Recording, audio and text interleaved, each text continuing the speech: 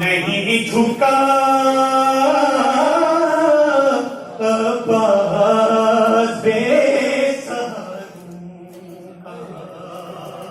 और सलामत रखी बस आखिरी शेर पेश करता हूँ मेरी तरफ से इनकी इबादत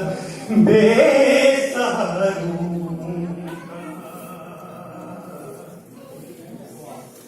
है बुला करें है सनद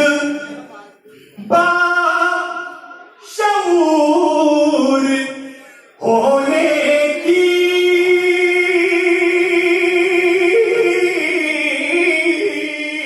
है सनद बाशऊर होने की तेरे परचम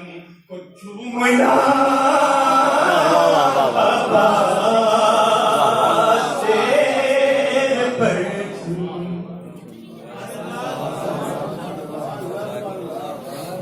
तकीन नौगान में बेहतरीन अशार आप हजरात के सामने पेश कर रहे थे।